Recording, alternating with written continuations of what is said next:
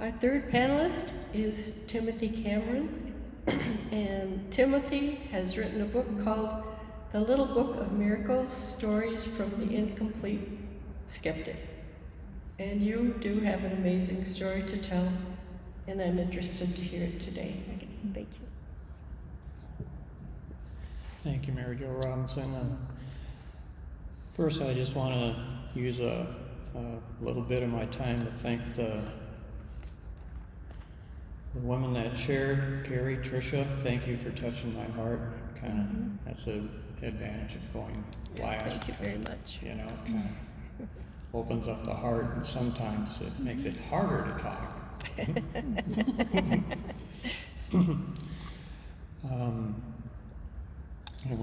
Heavenly Father, I pray that you'll make me an instrument of your mercy and peace and help someone in this room tonight. Amen.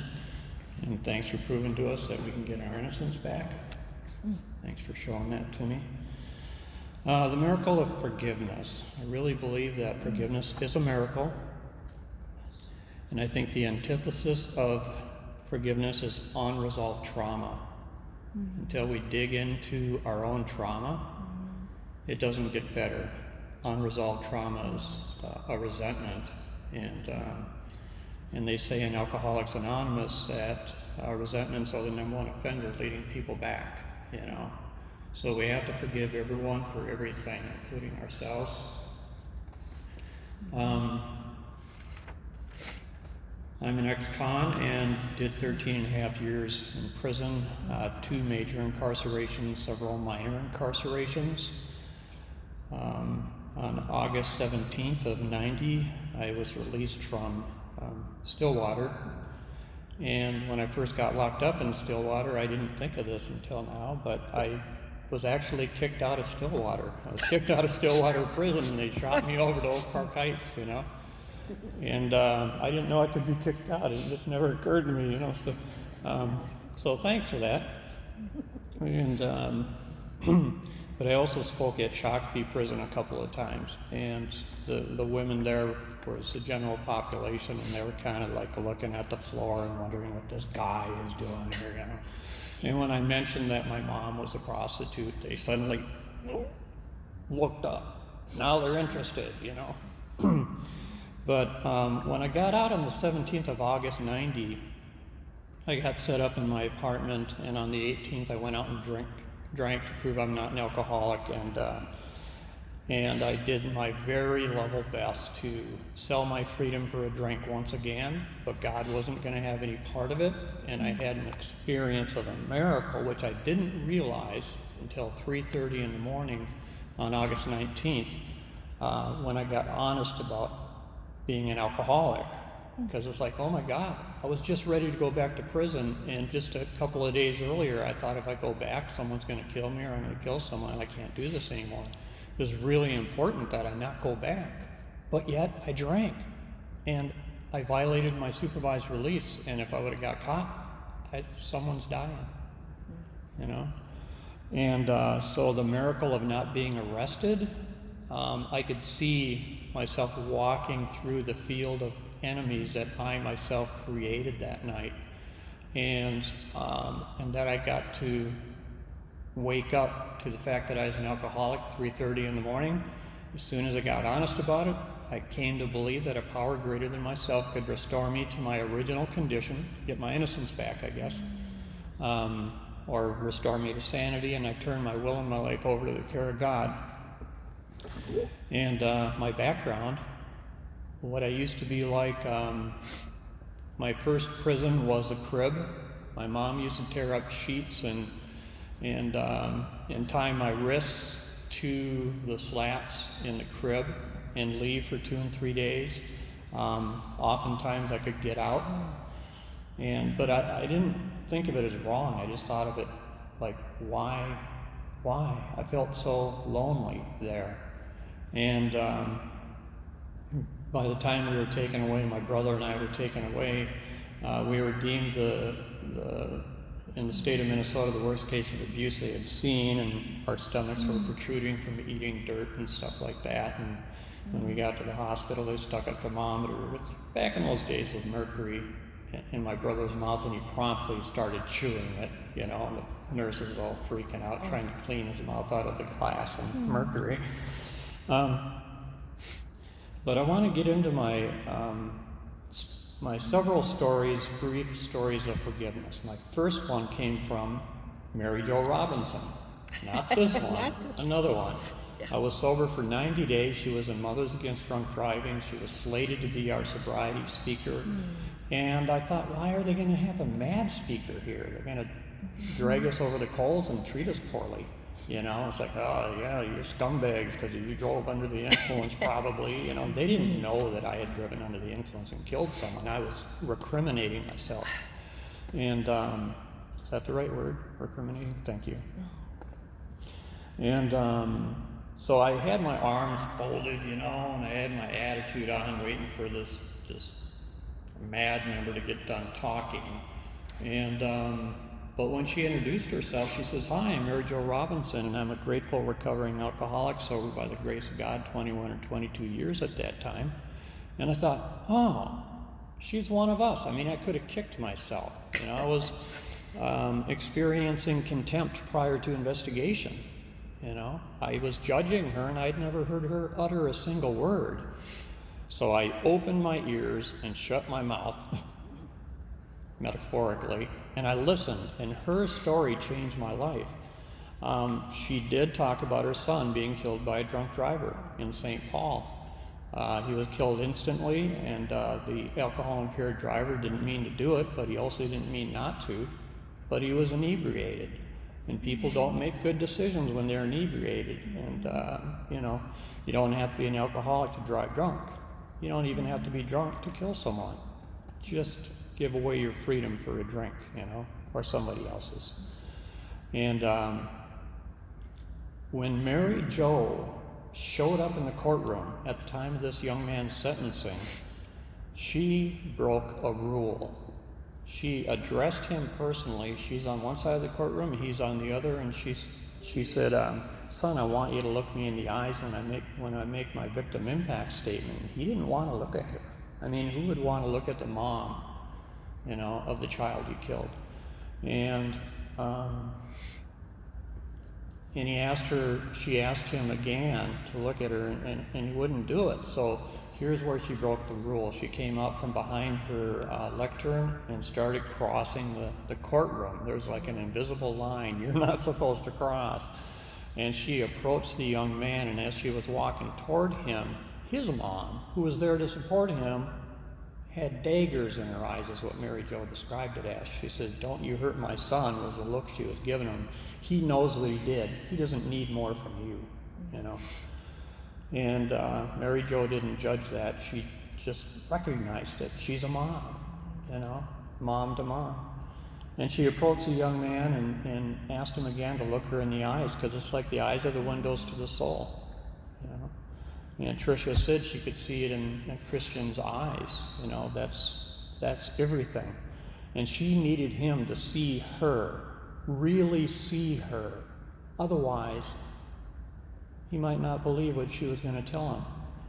And he still wouldn't look at her. So she reached out respectfully, by the way. She reached out, put her hand underneath his chin, and again asked him, "Would you please look at me when I give you my victim impact statement?"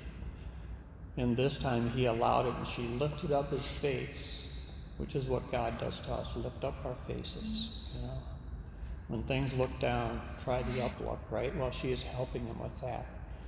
And when their eyes touched, she let him know immediately. She says, "I want you to know something.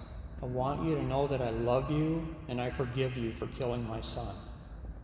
And the kid broke down crying. And that was a powerful moment in his life, and he never reoffended to anyone's knowledge, you know. He never got arrested for another DWI, and I think that helped put his life back on track. And later I asked her, "How could you do this?" You know, even the judge said he's never seen such an act of love in his courtroom in all of his career. And Mary Jo explained to me, one, she's Catholic, you know, she's a Christian. She said, "We are taught forgiveness." And I'm also in AA. AA teaches forgiveness. Now, am I going to just say, as a Christian minister, she started Christ Recovery Center and some other things, you know, and am I going to just say I was talk the talk, but I wasn't going to walk the walk when it got really hard? And she said, I have to do this. She says, anytime someone wants to get well, we can't be an obstacle. We have to remove the obstacles and make sure that the obstacle isn't us, if we can have a hand in that. And so she had to forgive him, is what she said. And that was a story that touched my heart so deeply. I admitted to her that I drove under the influence and I killed a 6-month-old baby. And she says, oh my God, we're going to get you speaking for MAD. And she got all excited and I said, oh my God, no, we're not. I'm not going to speak. I'm not a speaker. And she persuaded me. She said, when anyone anywhere reaches out for help, we want the hand of AA to always be there. You can't say no. I said, oh, jeez. You know? And she said, plus, what if you help somebody in an audience? What if they're an alcoholic, even if the other ones aren't? What if you help change someone's life? You know, it's like, man, she backed me into a corner. So I said, well, I'll try it. And I went to my first panel just to listen, and the stories lined up so miraculously that I knew it was God talking to me exactly. Because they couldn't have set this up any different. You know, the FBI couldn't have ran a sting to con me into MAD like anyone would ever do that, you know, but I just saw it, God's writing on the wall. And I started speaking, and seriously, for the first 8 years of speaking, I wanted to kill myself after speaking. I wasn't forgiving Timothy. I couldn't believe I was capable of being forgiven, and I told Mary Jo I was going to quit MAD, you know, and she said, no, you can't do that. She said, I'm going to give you an assignment. She said, do some mirror therapy. Look into the mirror every day and say, Timothy, I love you. And you do it until you mean it. And I did that for 8 years until finally I forgave myself. I looked at myself with love, and I didn't even see the ex-convict in there anymore. The reason they kicked me out of Stillwater into Oak Park Heights, I couldn't see the Klansman. I couldn't see the Aryan Nation member. I couldn't see any of the things that I used to be. They were gone. All I could see was this love. And I thought, oh my God, I got to share this with people. And I ran down to AA that night, and I stood in front of about 10 or 15 people, and I didn't use good language, but I won't use that here. I said, check out this stuff. You guys are going to love this stuff. And they all stopped and looked at me, and they said, and I said, this morning I looked in the mirror and I said, Timothy, I love you. And I meant it. And I was so excited, you know, and they all kind of looked at me like, what do you say to that? And this one woman took a hit off of her cigarette and blew a plume of smoke in the air, and she said, what, are you going to kiss yourself too? No, I wasn't going to kiss myself too, you know. It wasn't an act of narcissism, you know. It was a miracle. And I wasn't mad at her, you know. She couldn't offend me. I mean, we can offend Satan by forgiving people. You know, if you're not offending Satan, then you're probably not doing God's work. You know? So, but 2 years later, to her credit, she came up to me and she said, hey, you remember when I said this thing? I'm sorry I said that. I didn't know better. I said, yeah, we're good. I didn't say, yeah, I knew that or anything. But I said, no, we're good. I love you. And I gave her a hug. And so... Last story of forgiveness is when I was taken away from my mom, put into foster care. I was sexually abused there for 7 years.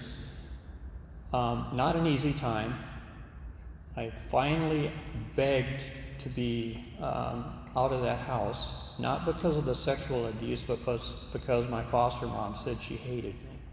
That's why I wanted to go. I don't even think I understood the abuse. I knew I didn't like it. I felt like I was losing my freedom, but I didn't understand the morals or anything like that about it. And so they sent me to an orphanage, Catholic orphanage, St. James in Duluth. They sold it a couple of years later, but the Catholics were the first ones to allow me to just be a child. And I appreciate that so much. And then they sold it to the state of Minnesota, and then the abuse began again through a counselor and some other things. And I just ended up back and forth out of jails, and then as an adult, prison a couple of times, drove under the influence, killed someone. And Mary Jo, I called her when the person who offended me said he wanted to make amends. And I said, Mary Jo, I can't do this. I don't know if I'm going to forgive him or if I'm going to kill him. I couldn't forgive him. And she says, you got to do it. I said, oh, geez. I thought she was going to let me off the hook. Say, yeah, you don't have to. No. So I had hundreds of people probably praying for me before we met. And I was like a Jewish person at the Wailing Wall, rocking back and forth, waiting for the guy to show up. Oh God, please help me. It's like you got to. And Mary Jo is sitting by my side to help me, and she kept saying, "Is that him? Is that him? Is that him?" When somebody had walked in, it's like, oh, I just finally wanted to say, "Shut up," and because the adrenaline would shoot through my body, and eventually he did show up, and she said, "Is that him?" And I felt some spiritual something different, and I started to look up, and when I started to look up, I saw these colors coming down out of the sky, and there were every color known to humans and more, like fire, water coming down at a 45-degree angle, and as soon as my eyes landed on him, that fire went into my heart, and I was filled with love for him. And that came from up there, and that was in response to prayer. And when I sat down with him in the restaurant, he made his amends. He said what he said, and he said, well, do you hate me now? And I said, no, I love you. And as soon as I said that, the spirit that was in him, he tried to cough it out. It was like he couldn't, it was trying to force him out. He wouldn't allow it, but I was free. And when we forgive, we are free. We don't know what they're going to do with it. So thank you for letting me share. I love you guys. Thank you. Wow. Thank you.